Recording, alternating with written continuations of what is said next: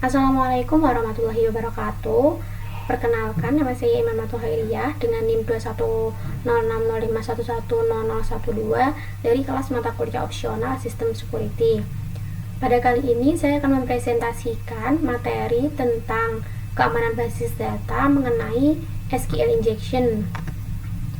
Apa itu SQL injection? SQL injection adalah teknik peretasan yang memanfaatkan celah keamanan database pada sebuah aplikasi atau website. SQL injection biasanya dilakukan dengan cara memodifikasi perintah SQL pada from input aplikasi yang memungkinkan penyerang atau hacker untuk dapat mengirimkan sintaks ke database aplikasi. Penyebabnya, SQL injection umumnya terjadi karena programmer atau pengembang aplikasi tidak mengimplementasikan filter terhadap meta karakter seperti karakter atau simbol bintang, strip, dan lain-lain yang digunakan dalam sintaks SQL pada form input aplikasi, sehingga hacker dapat menginputkan meta karakter tersebut menjadi instruksi pada aplikasi untuk mengakses database. Nah, contoh mudah teknik SQL injection bisa ditemukan melalui form username. Maksudnya form username di sini, jadi biasanya ketika kita akan mengakses sebuah website atau aplikasi, kita akan disediakan form input untuk menginputkan username dan password. Nah, harusnya username diisi dengan karakter saja, seperti biasanya kita buat username itu kan nama atau apa yang biasa kita pakai, karakter apa yang bisa kita pakai. Nah, akan tetapi form tersebut itu dapat diisi dengan karakter lain, jadi otomatis hacker bisa menyisipkan karakter seperti titik 2, strip, dan lain-lain, sehingga hacker bisa memasukkan query SQL injection. Lalu akibatnya pasti website dapat ditembus oleh hacker tersebut. Nah, ketika query SQL injection berhasil dimasukkan oleh hacker, maka website kita itu sudah diretas, dan ketika ternyata hacker tersebut berhasil masuk ke halaman administrator, maka besar kemungkinan website kita data-datanya bisa dicuri dan dimodifikasi oleh si hacker tersebut. Oke, cara pencegahannya ini nanti saya jelaskan sambil prakteknya ya.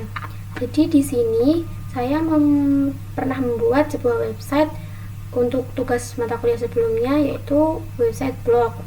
Nah, pada website blog ini terdapat kategori dan artikel, dimana untuk mengatur kategori berupa menambahkan, menghapus, atau mengedit itu hanya bisa dilakukan oleh admin. Jadi ketika pengguna ingin menambahkan artikel, maka dia harus daftar sebagai admin. Nah, di sini terdapat menu login. Nah, login. Semisal kita register dulu. Imam.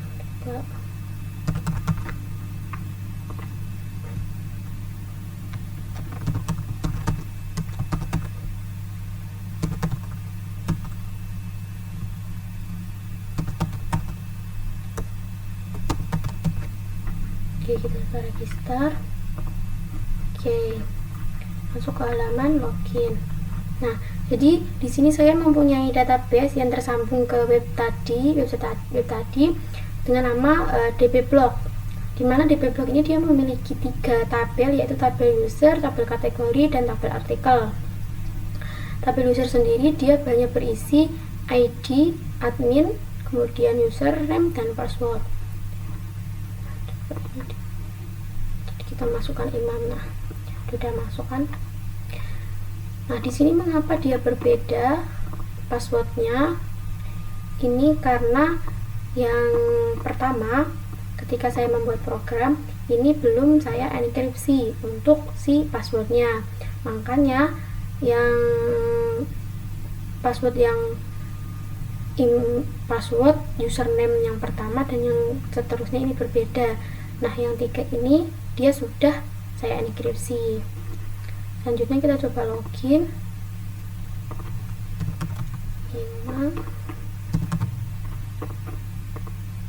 Nah, kita masuk ke halaman admin dengan sesuai dengan username dan password yang telah terdaftar.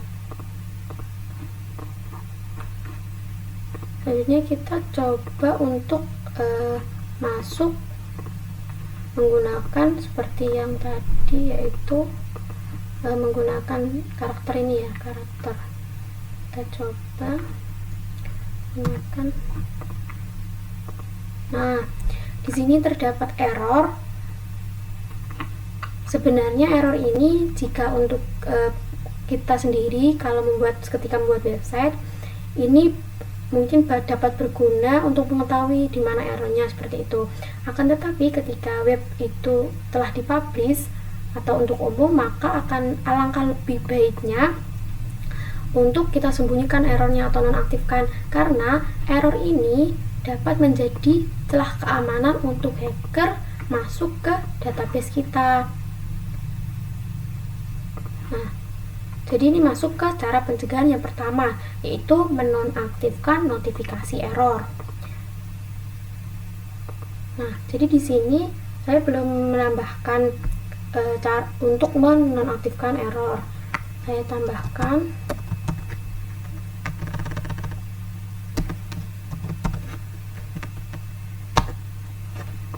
kita save. Kita coba lagi. Nah, errornya sudah tidak ada, berhasil ya berarti. Lalu kita coba menggunakan karakter bypass, SQL injection bypass. 1 sama dengan 1, terus misal seperti ini ya. Nah, dia tetap bisa masuk, padahal seharusnya web ini hanya dapat halaman admin hanya dapat diakses ketika kita menggunakan username dan password yang telah terdaftar. Akan tetapi ketika kita masukkan karakter atau simbol website halaman admin ini masih bisa dibuka. Berarti semisal saya tadi hacker bisa melihat data-data saya. Data-datanya ada di sini, dan data-datanya ada di sini bisa di modif atau dihapus oleh hacker.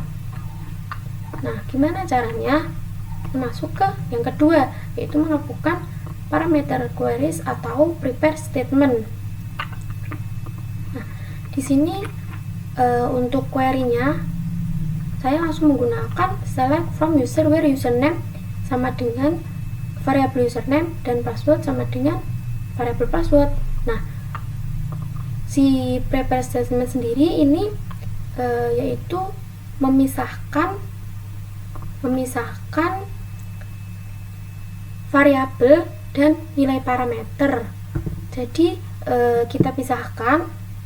Sebelumnya tadi saya sudah membuat codingan ya, jadi mungkin langsung saya copy saja untuk mempersingkat waktu. Nah, di sini terdapat perbedaan kan. Kalau tadi langsung variable username sama dengan variabel username dan variabel password, di sini sudah ada perubahan. Nah, ini query ini langkah untuk membuat prepare statement dengan menggunakan tanda tanya, di mana tanda tanya ini digunakan sebagai placeholder untuk nilai yang akan diikat nanti.